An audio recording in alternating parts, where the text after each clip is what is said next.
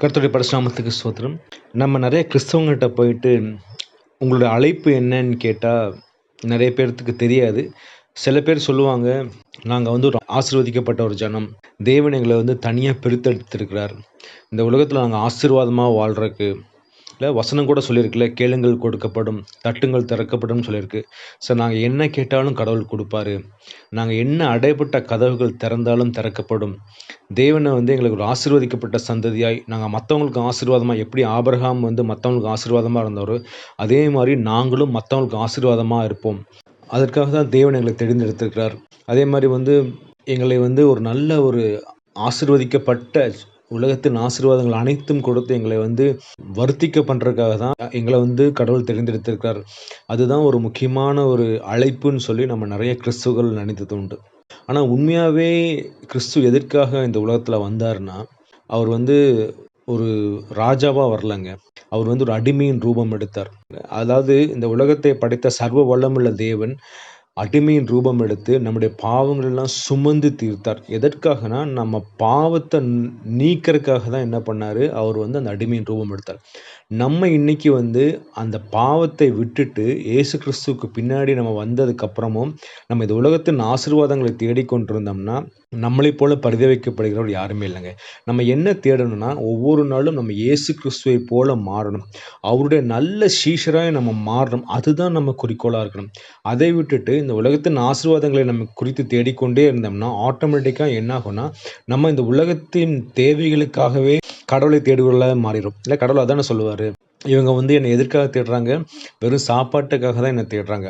அந்த மாரி நம்ம வந்து கடைசியில மாறிருவோம். அதனால நம்ம இன்னைக்கு எதற்காக இயேசு கிறிஸ்துவை தேடணும்னா, நம்ம வந்து இயேசு கிறிஸ்துவை போல மாறி, நம்ம பிதாவிடத்துல போறணும். அதற்காக தான் வந்து இயேசு கிறிஸ்து இந்த உலகத்துல வந்தார்.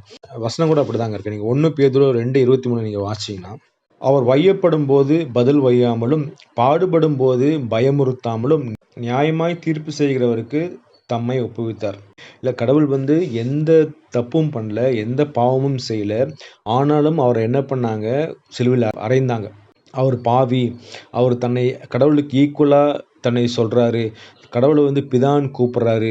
இல்ல பழைய நியமங்களை எதையுமே அவர் கைக்கொள்ளலன்னு சொல்லி அவர் அவர் மேல வந்து ஒரு பொய்யான புகார சொல்லி, அவர் செய்யாததெல்லாம் சொல்லி அவர் என்ன பண்றாங்க, கொடுமைப்படுத்தி சிலுவையில அறையப்படுறாங்க. அந்த டைம்ல கூட பாருங்களேன், அவர் நெனச்சிருந்தா இல்ல பேதுருவுட்ட சொல்லுவார். நான் நெனச்சேன்னு வச்சுக்கங்களேன், கடவுள் வந்து வானத்திலருந்து நெறைய ஏஞ்சல்ஸ கூட்டிட்டு வந்து இவங்க எல்லாத்தையும் அழிச்சு போட்டுருவாங்கன்னு சொல்லுவாரு. அந்த மாரி பண்ணியிருக்கலாம். இல்லன்னா மிரட்டியிருக்கலாம். "ஏய் நான் யார் தெரியுமா?" நம்ம அப்படித்தானே.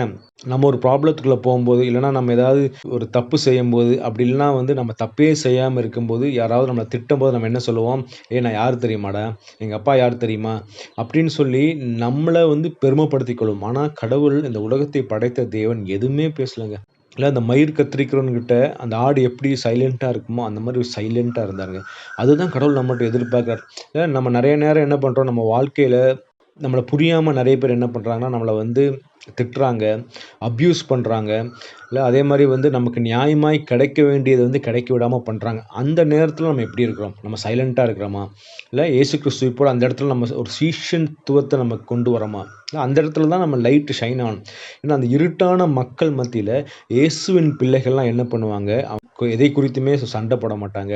தங்களுக்கு நியாயமாய் கிடைக்க வேண்டியது வரலனா கூட அவங்க எதை குறித்தும் கவலைப்பட மாட்டாங்க. எல்லாத்தையும் கடவுள்ட்ட சொல்லிட்டு அவங்க சைலன்ட்டா இருப்பாங்க. அந்த மாரி ஒரு சாட்சியின் வாழ்க்கையை நம்ம வாழ்றோமா? எக்ஸாம்பிளுக்கு வந்து நம்ம வேலை ஸ்தலத்துல எதுவுமே தப்பு செஞ்சிருக்க மாட்டோம். ஆனா நம்மள வந்து பொய்யா சொல்லுவாங்க. உடனே நமக்கு அந்த கோவம் வந்துரும்ல. என்ன எப்படி சொல்லலாம்? நான் எந்த தப்புமே பண்ணலையே. என்ன ஏன் இப்படி சொல்றீங்கன்னு சொல்லி நம்ம நெறைய நேரம் ஆர்கியூமென்ட்க்குள்ள போயிரும். அதே மாரி வந்து கணவன் மனைவிக்குள்ள. ஒரு மனைவி ஒரு தவறே செய்யல. ஆனாலும் கணவன் வந்து நீ தப்பு பண்ணிட்ட. நீ வந்து எதுக்குமே உபயோகம் இல்ல அப்படின்னு சொல்லி அப்யூஸ் பண்ணும்போது, சண்டை போடாம, இல்ல கணவன்கிட்ட சண்டை போடாம, அமைதியாய் தன்னுடைய நல்நடக்கையினால அவங்க என்ன பண்ணணும், இந்த கணவன வந்து ஆதாயப்படுத்திக் கொள்ளணும்.